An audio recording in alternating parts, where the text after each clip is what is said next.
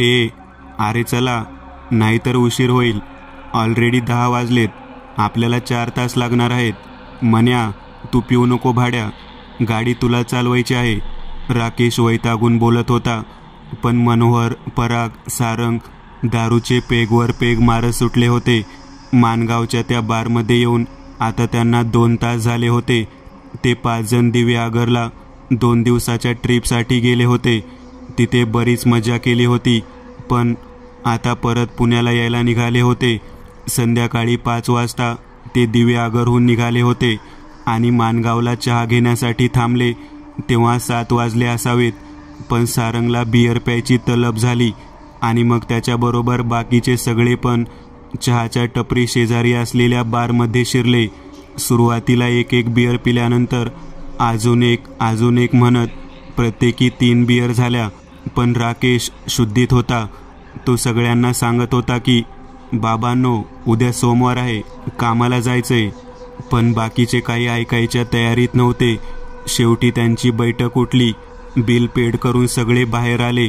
मनोहर हा एकटाच असा होता ज्याला कार चालवता येत होती, त्यामुळे त्याचं शुद्धीवर असणं सगळ्यांसाठीच महत्त्वाचं होतं. म्हणाले का नीट आहेस ना?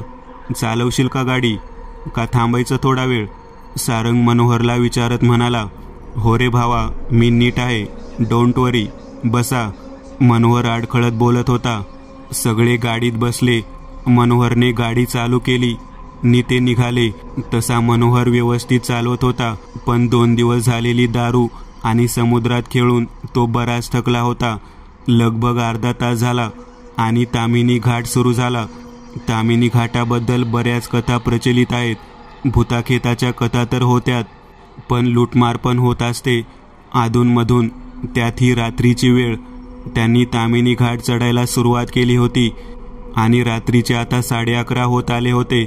आता मात्र मनोहरचे डोळे मिटू लागले आणि एका वळणावर त्याचा गाडीवरचा कंट्रोल सुटला आणि गाडी रस्ता सोडून थोडी खाली उतरली. पण मनोहरने वेळी सावरली आणि जोरात ब्रेक मारला आणि गाडी साईडला थांबवली. मन्या, काय करतोय? झोपेत चालवतोय का तू? राकेश खेकसला. आता सगळे गाडीतून खाली उतरले. हलका हलका पाऊस होताच. सगळीकडे अंधार होता. चंद्राचा जो काय मंद प्रकाश होता तेवढाच. पराग सारंगला म्हणाला, मला नाही वाटत आता अशा अवस्थेत त्याला गाडी चालवू द्यावी. अरे आपल्यात कोणाला येते का गाडी? आणि रात्रीच्या वेळी इथं कुठं थांबतो? सारंग म्हणाला, मग काय अशा अवस्थेत गाडी चालवून जीव धोक्यात घालतो का? तरी मी सांगत होतो याला, लिमिटमध्ये पी, तुला गाडी चालवायची आहे. आता बघ कुठे फसलो. एका साईडला दरी, दुसऱ्या बाजूला टेकडी, त्यात हा तामिनी घाट आहे.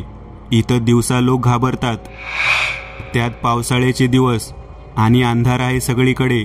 राकेश रागारागाने बोलत होता. अरे ते बघ, तिथे उजेड दिसतोय. परागने समोरच्या टेकडीच्या पायथ्याशी असलेल्या एका पडक्या खंडर टाईप घराकडे बोट दाखवलं. हो रे, कोणीतरी दिसतंय तिथं. सारंग म्हणाला, माझं ऐकाल तर इथेच थांबू, याची थोडी उतरली की निघू. राकेश म्हणाला, येडा आहे का तू? थंडी वाजते, पाऊस पडतोय, या अशा वेळी गाडीत बसलो तर रिस्क आहे. चल, कोणीतरी असेल तिथं, तेवढी सोबत होईल आणि याची लगेच नाही उतरणार. पराग राकेशला समजावत म्हणाला. ठीक आहे चला. राकेश तयार झाला. तेवढ्यात मनोहर पण गाडीच्या बाहेर आला. त्याला नीट चालता पण येत नव्हतं. पराग आणि राकेश त्याला आधार देत त्या पडक्या घराकडे निघाले. सारंग मोबाईल टॉर्च दाखवत पुढे होता. ते त्या पडक्या घराजवळ आले. तिथे कोणीच नव्हतं, पण एक शेकोटी विझायला आलेली दिसत होती. बाजूलाच कोणीतरी थोडं वाळलेलं गवत आणि वाळलेली छोटी लाकडं ठेवलेली दिसत होती. याला म्हणतात नशीब. शेकोटी, गवत सगळंच ठेवलं इथे. पराग खुश होत म्हणाला. त्याने ती विजत आलेली शेकोटी परत पेटवली आणि 4 जण त्या शेकोटीच्या बाजूला बसले. त्या गार वातावरणात शेकोटीची ऊब म्हणजे पर्वणीच. भावा, काढ आपला खाऊ, असं म्हणून पराग सारंगला म्हणाला. सारंगने खिशातून गांजाची पुडी आणि सिगारेटचं पाकिट काढलं. अरे काय तुम्ही इथं पण चालू झाले का? राकेश वैतागून म्हणाला. त्याला थोडं विचित्र वाटत होतं, पण सारंग ऐकणार थोडीच होता. त्याने गांजा सिगरेटमध्ये भरून जॉईंट बनवला आणि पेटवला. दम मारून परागला दिला. मनोहर एका दगडाला टेकून झोपला, पण गांजाच्या धुराच्या वासाने जागा झाला. तिघेही नशेत घुमू लागले. आता त्यांच्या गप्पा चालू झाल्या. आता गप्पा गोष्टीमध्ये राकेश पण जरा कम्फर्टेबल झाला. मग ते अंताक्षरी खेळू लागले. हे क्षण कॅप्चर करावेत या विचाराने राकेशने मोबाईल कॅमेरा चालू केला आणि व्हिडिओ शूटिंग घेऊ लागला.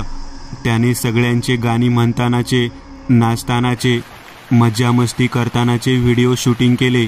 आता बाहेर पाऊस चांगला जोरात पडू लागला आणि आता रात्री इथेच आराम करावा अशा विचाराने ते सगळे एक एक कोपरा पकडून तिथेच आडवे झाले. विजेच्या कडकडाटाने राकेशची झोपमोड झाली. तो एका कुशीवरून दुसऱ्या कुशीवर वळला, पण झोप काही येत नव्हती. त्यामुळे मग त्याने मोबाईलवर शूट केलेला व्हिडिओ बघावा म्हणून मोबाईलवर तो व्हिडिओ चालू केला आणि त्याच्या अंगावर सरकन काटा आला. कारण त्या व्हिडिओमध्ये ते फक्त 4 जण नव्हते, त्यांच्याबरोबर 2 बायका पण दिसत होत्या. हिरव्या साड्या, कपाळावर मोठं कुंकू आणि पिंजारलेले केस. त्या गप्पा गोष्टी करताना पराग, सारंग आणि मनोहरच्या बरोबर मध्यभागी बसून त्या बायका फक्त या चौघांकडे बघत होत्या. काहीच हावभाव नव्हते त्यांच्या चेहऱ्यावर. त्या फक्त डोळे मोठे करून या सगळ्यांकडे बघत होत्या आणि मध्येच कॅमेराकडे बघून विकृतपणे हसत होत्या. राकेशचे पाय लटलट कापू लागले आणि तो मोठ्यानं किंचाळला. त्याच्या किंकाळीने तिघेही जागे झाले. पराग म्हणाला, "अरे राकेश, काय झालं?" "काही विचारू नका, लगेच निघा इथून." राकेश ताडकन उठला. "अरे पण काय झालं?" मनोहर विचारत होता. "नंतर सांगतो, निघा आधी इथून." राकेश ओरडलाच. पराग, सारंग आणि मनोहर पण काही कळेना, पण राकेशचं ऐकून हे रूप बघून काही न विचारता पळत पळत गाडीत जाऊन बसले. त्या जागेतून बाहेर येताना, त्या खोलीतून बाहेर येताना मनोहरच्या पायाखाली एक फोनसारखं काहीतरी आलं होतं. त्याने पळता पळता तो खिशात टाकला होता. मनोहरने राकेश पुन्हा ओरडायच्या आत गाडी स्टार्ट केली आणि वेगाने तो गाडी चालवू लागला. राकेशच्या जीवात जीव आला आणि त्याने सहज मागे पाहिलं आणि भीतीने त्याचं काळीज तोंडाशी आलं. 2 नऊवारी नेसलेल्या, केस मोकळे सोडलेल्या बायका त्यांच्या गाडीमागे धावत होत्या. पराग आणि सारंगने ते दृश्य पाहिलं तर त्यांच्या अंगावर काटाच आला. "मन्या, मागं बघू नको, पळव." सारंग किंचाळला. आता गाडी वेगात होती. त्यांची हद्द संपली. पुढं मुळशी बस स्टँड दिसू लागला. सगळ्यांच्या जीवात जीव आला. थोडी वर्दळ दिसू लागली. पहाटेचे 5 वाजलेले. घडलेल्या प्रकाराने सगळे स्तब्ध होते. गाडी बस स्टँडजवळ थांबून सगळे उतरले. घशाला कोरड पडलेली. त्यामुळे एका नुकत्याच घडलेल्या हॉटेलात जाऊन पाणी पिले आणि चहाची ऑर्डर दिली. "राकेश, थँक्स भावा, तुझ्यामुळे वाचलो." "त्या जागी असं काही असेल असं वाटलं नव्हतं." "पण तुला कसं कळालं तिथं असा काही प्रकार असेल?" "कारण तू जेव्हा ओरडून आम्हाला उठवलंस तेव्हा तिथं कोणी नव्हतं." मनोहरने विचारलं. "थांब, हे घे, बघ." राकेशने ते शूट केलेले व्हिडिओ क्लिप तिघांना दाखवली. ते पाहून तर तिघांची अक्षरशः पाचावर धारण बसली.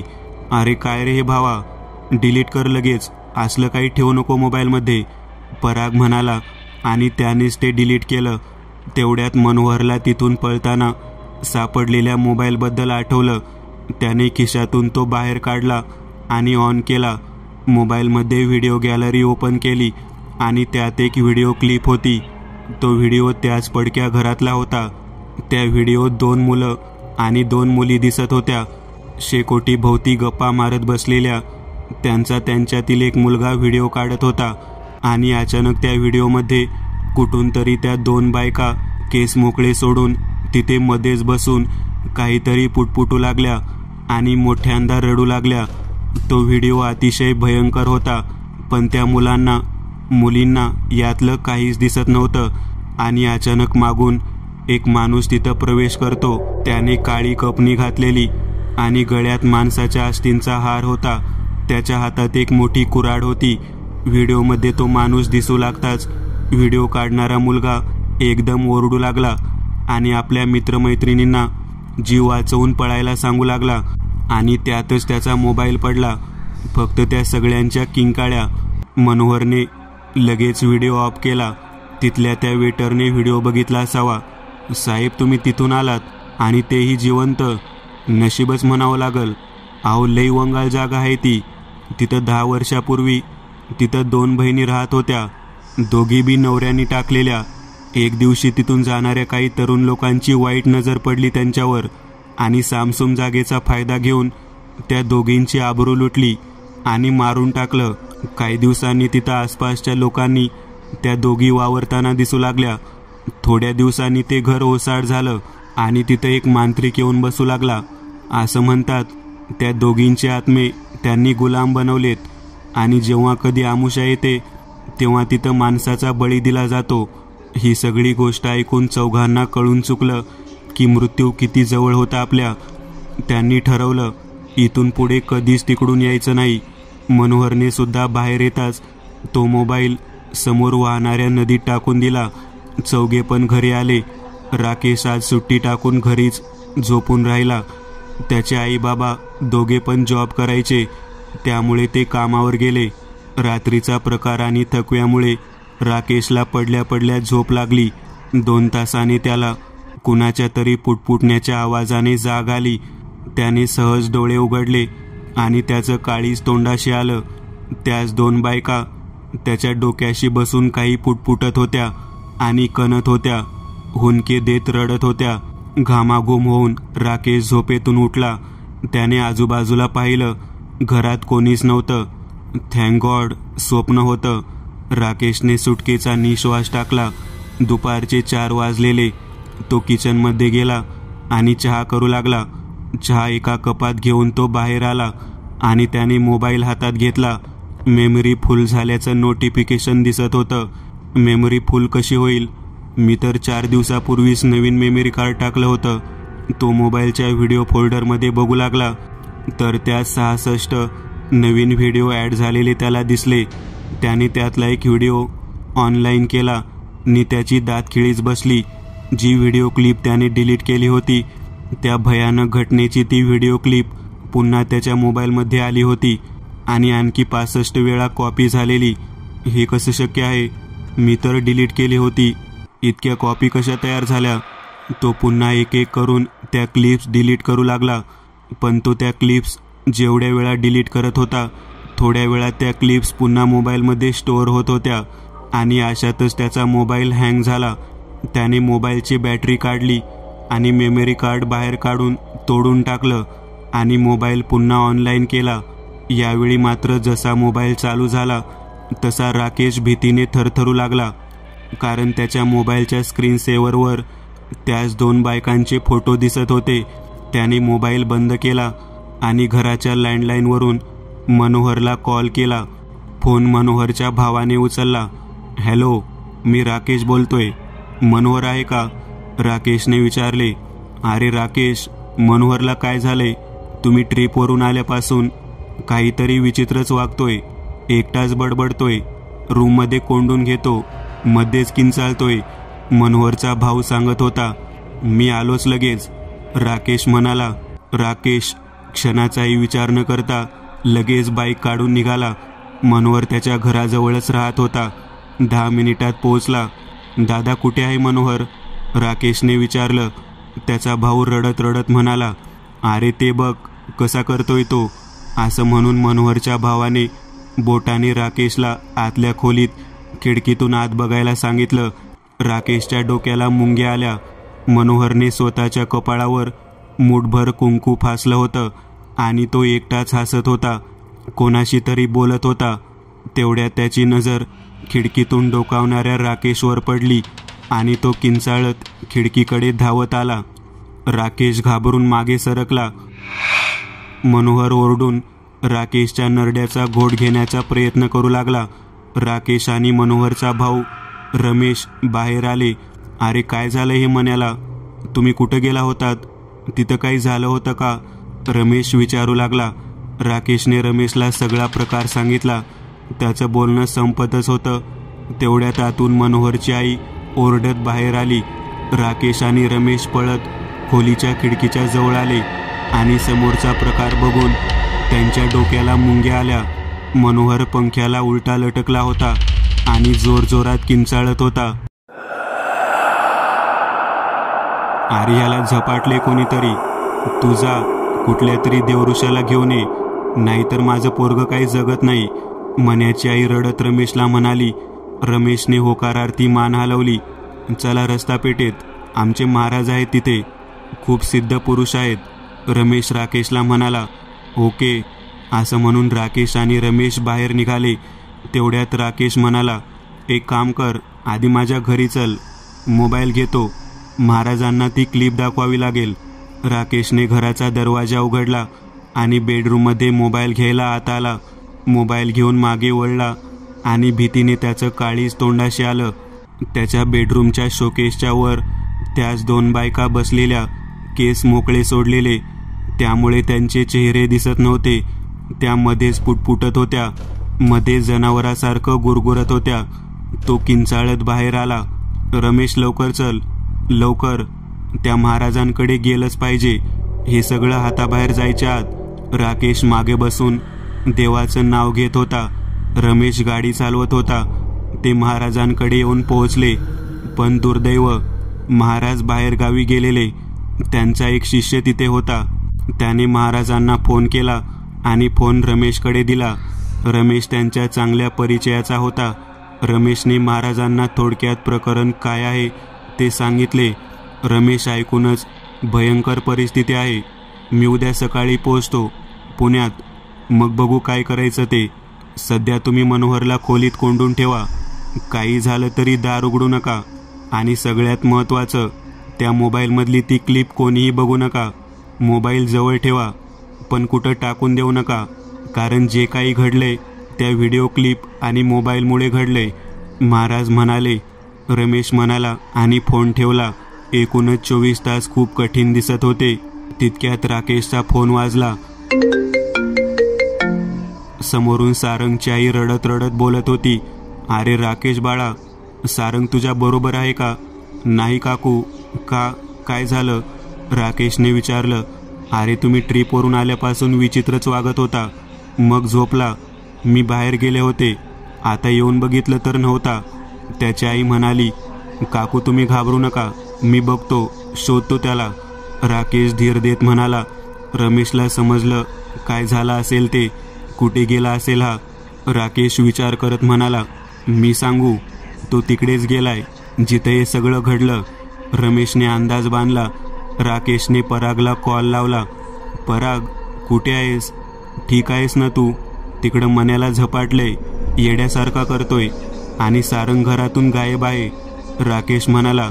मी ओके आहे रे, पण पराग मध्येच बोलता बोलता थांबला. पण काय? राकेशने विचारलं. पण या दोघी नीट नाहीयेत, माझ्या मानेवर बसून सारख्या म्हणतायत, आमच्या बरोबर चल, आमच्या बरोबर चल, सारख्या कानात काहीतरी खुसफुस करतात. माझ्या अंगातली सगळी ताकद गेलीये. पराग निर्विकारपणे बोलू लागला. त्याचं ते बोलणं ऐकून राकेशची पाचावर धारण बसली. ओ नो, पराग पण. राकेशला काहीच कळत नव्हतं. पण मग मी अजून नॉर्मल कसा? राकेशने स्वतःलाच प्रश्न केला. आता आपण काय करायचं ते सांग. रमेश म्हणाला. सारंगला शोधू पहिलं आणि त्याच्या घरी सोडू. गुरुजी येतील आणि मग तेच काहीतरी करू शकतील. राकेश उत्तरला. ते बाईकवरून सारंगच्या घरी पोहोचले. त्याची आई दरवाजातच उभी होती आणि काळजी तिच्या चेहऱ्यावर स्पष्ट दिसत होती. काकू, आला का सारंग? राकेशने विचारलं. हो आलाय, पण. ती बोलता बोलता थांबली आणि आतमध्ये बोट दाखवले. पुढचं दृश्य कुणाच्याही हृदयाचे ठोके चुकवेल असे होते. एक नऊवारी साडी घातलेली बाई पाठमोरी बसून काहीतरी खात होती. ते कोण आहे? राकेशने विचारलं.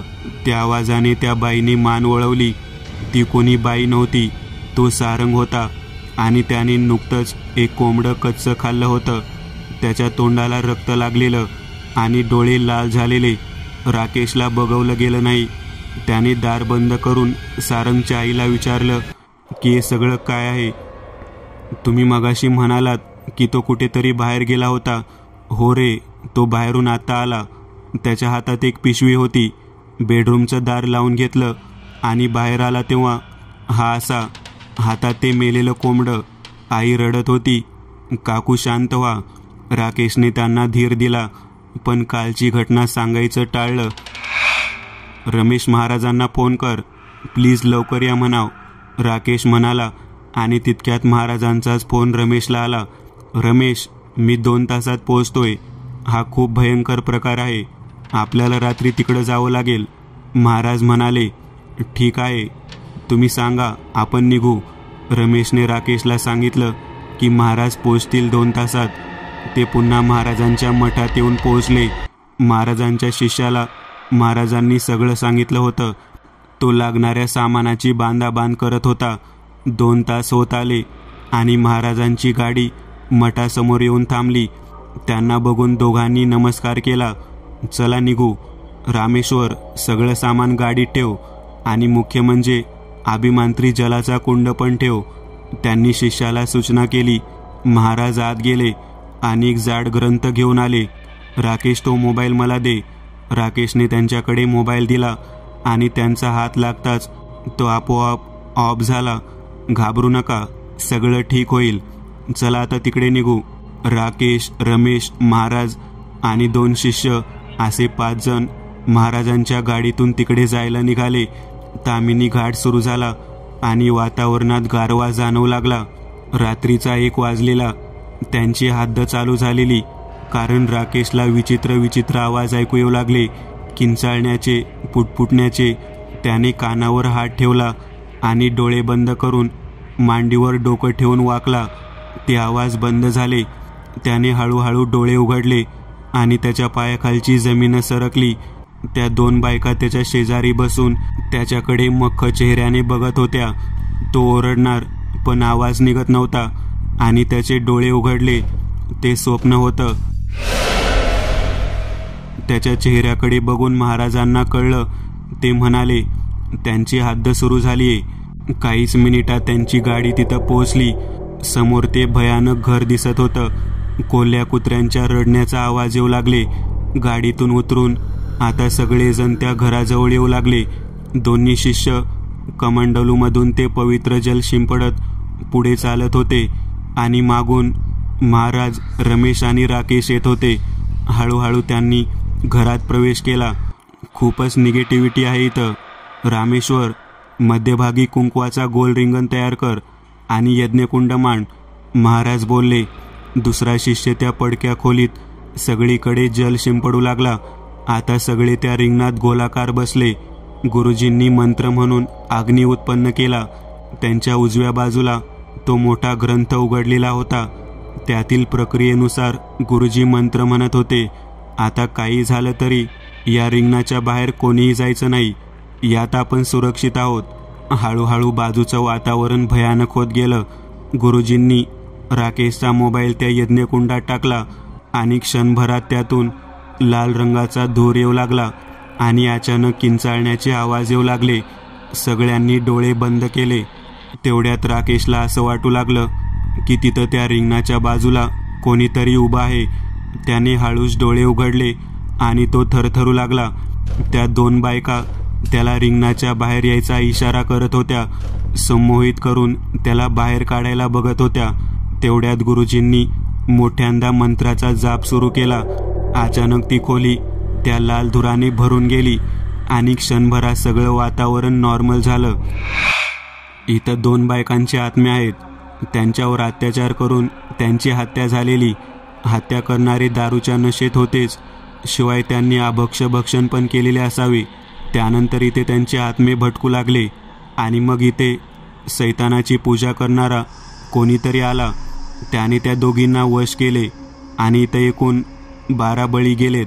ते 12 आत्मे इथेच आहेत, पण ते आपल्याला हानी पोहोचवणार नाहीत. त्या दिवशी तुम्ही चौघातल्या बाकीच्या 3घांना यांनी पूर्ण झपाटलं, कारण बाकी 3घे जण अभक्ष्यभक्षण केलेले होते. राकेश, तू अभक्ष्यभक्षण केलेले नसल्याने तुला जास्त त्रास देऊ शकल्या नाही. त्यांचा व्हिडिओ ज्याने पाहिला किंवा जो कोणी पाहिल त्या माणसाला त्या जप्तात गेल्या. इतक्यात गुरुजींना त्रास होऊ लागला. त्यांच्या चेहऱ्यावर, हातांवर सुया टोचल्याच्या जखमा होऊ लागल्या आणि रक्त येऊ लागले. पण शेजारी बसलेल्या शिष्याने पवित्र जल त्यांच्या अंगावर शिंपडले आणि क्षणभरात त्या जखमा नाहीशा झाल्या. आता गुरुजींनी त्या पुस्तकातले मंत्र जोरजोरात म्हणायला सुरुवात केली आणि त्याच वेळी कोणीतरी दुसऱ्या भाषेतले मंत्र म्हणायचे आवाज येऊ लागले, जणू त्यांच्या स्पर्धा लागली असावी. हळूहळू तो दुसरा आवाज वाढू लागला आणि अचानक एक माणूस घराच्या आतल्या भागातून पळत पळत किंचाळत बाहेर येताना दिसला. त्यांच्या संपूर्ण अंगाला आग लागली होती. तोच मांत्रिक होता. काही क्षणातच जळून खाक झाला. मग गुरुजींनी कणकेच्या 3 बाहुल्या बनवल्या. 2 बाहुल्यांना कुंकू लावले आणि 3ऱ्या बाहुलीला बुक्का लावला आणि मंत्रोच्चार करत त्या बाहुल्या यज्ञकुंडात स्वाहा केल्या. क्षणभर तिथे भयंकर आक्रोश झाला आणि सगळं एकदम शांत झालं. गुरुजींनी रमेशला घरी फोन लावून विचारायला सांगितलं मनोहरबद्दल. मनोहर आता शांत झोपला होता. तसेच सारंग आणि पराग पण आता नीट झाले होते असं कळालं. सगळेजण त्या घरातून बाहेर आले आणि गाडीजवळ येऊन त्यांनी मागे बघितले तर तिथे काहीच नव्हते. 2 दिवसानंतर रजनी आणि शेवंता नदीवर भांडी घासत बसल्या होत्या. इतक्यात रजनीचं लक्ष बाजूला गेलं. शेवंता, हे बघ काय, मोबाईल. रजनी खुश होऊन शेवंताला म्हणाली.